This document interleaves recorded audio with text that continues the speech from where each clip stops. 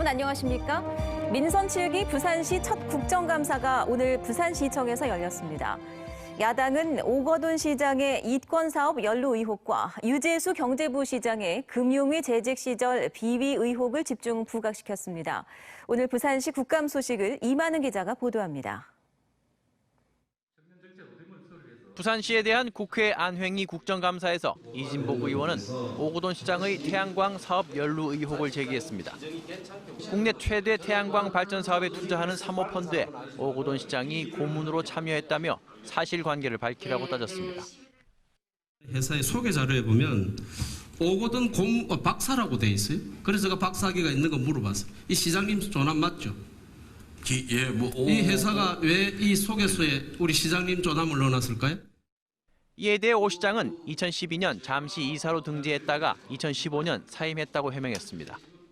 제가 그냥 놀고 있을 때 여기에 뭐 좋은 연구소가 만들어지니 거기에 이사로 한번 참여해 줬으면 좋겠다는 아주 간곡한 요청이 있었어. 조원진 의원은 오 시장의 고교동창이 운영하는 건설업체가 실적이 없는데도 부산 지하철 역사의 통신망 사업자로 선정됐다며 의혹을 제기했습니다. 시공능력평가 982억밖에 안 되는 부산의 향토 기업이죠. 그런데 갑자기 오거돈 시장 오자마자 이 324 역사, 320개 역사, 개별 통신사 협력 22개를 통해서 이 역사의 이 전체적인 정보통신 사업을 맡았어요. 요새 그 수주받고 일하는데 시장의 역할이 전혀 아무튼 없습니다. 이게 그래서 통신사업에 시장이 대한 한 번도 특정 업체에 대한 수주를 부탁하거나 그런 적도 없고. 이현주 의원은 청와대 특감반의 조사를 받은 인물을 부시장에 임명한 건 부산시의 인사검증 시스템에 문제가 있다는 사실을 입증한다며 유재수 경제부시장을 몰아붙였습니다. 출퇴근, 회식, 해외 출장 시 기업들로부터 차량 및 각종 편의 제공, 그리고 자녀 유학비, 항공권, 배우자 생일 선물 등 각종 금품 수수, 그리고 금융위의 인사의 개입 의혹 이런 게 있었습니다. 이런 걸로 감찰을 했고요. 신공항에 대해서는 야당 의원들은 김해 신공항 검증이 내년 총선을 겨냥한 이벤트라며 부울경이 과거 5개 시도의 신공항 합의를 깼다며 공세를 폈습니다.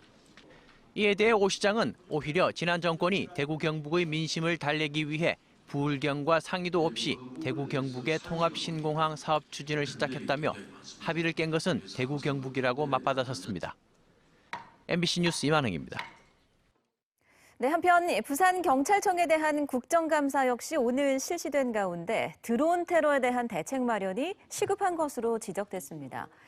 박완수, 김영호 의원 등은 올해 8월과 9월 고리와 신고리 원전 주변에서 드론이 발견된 사례가 13건이나 됐다며 국가 주요 시설 보호를 위해 장비 보강 등 철저한 대비가 필요하다고 밝혔습니다. 부산 지역 개인 택시 운전자의 절반가량이 65세 이상 고령 운전자인 것으로 나타났습니다. 이건 전국 최고 수준인데요. 안타깝게도 고령 운전자로 인한 교통사고가 계속 증가하고 있는 게 사실입니다.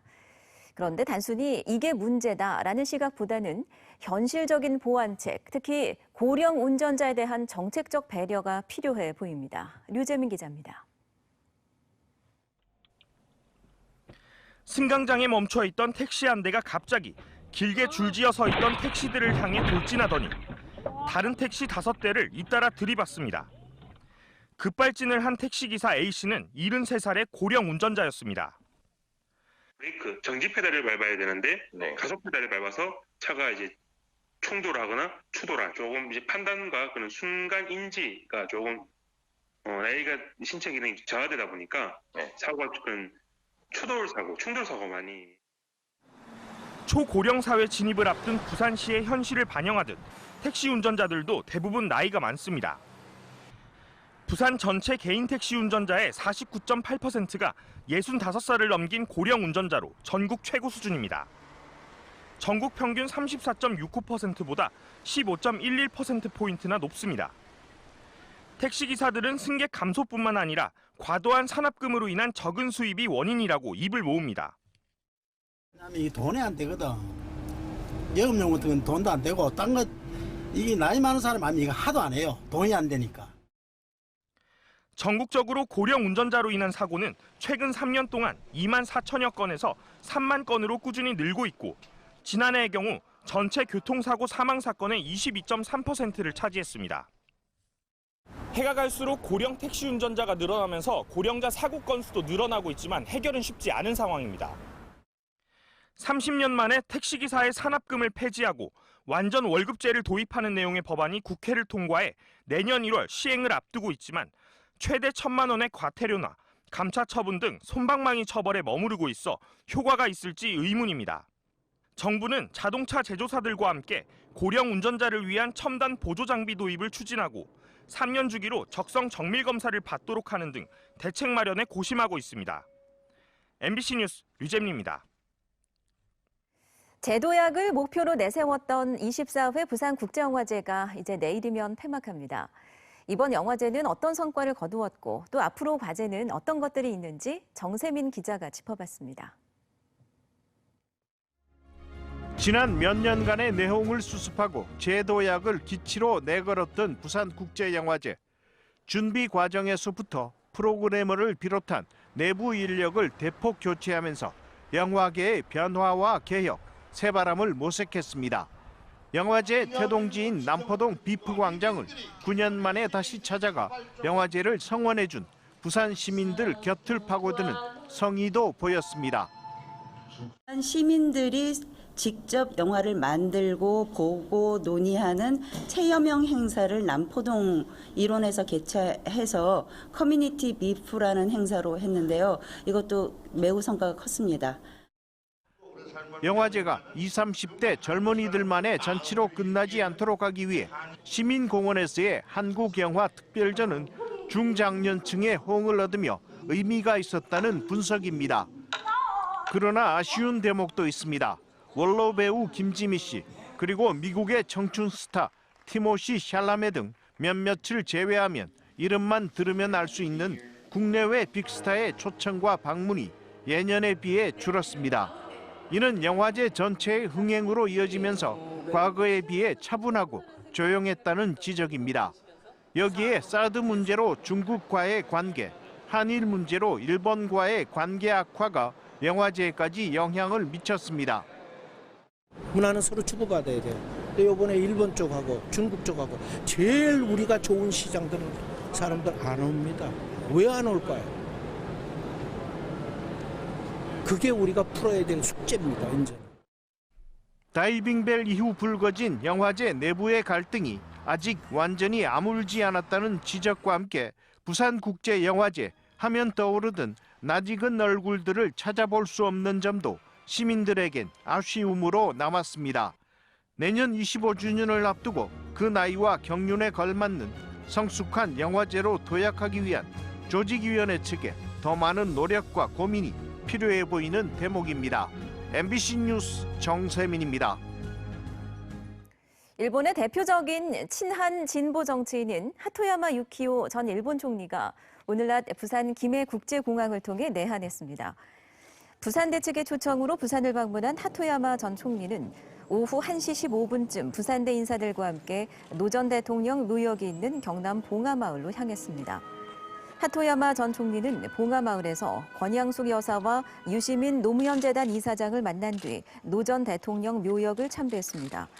이어 오후 5시에는 부산대에서 한반도 문제와 동아시아의 평화라는 주제로 특별 강연을 가졌습니다. 세종나눔재단은 동아대학교 병원과 함께 오늘 오후 차상위 계층 아동을 위한 튼튼한 어린이 성장 프로젝트를 마련했습니다.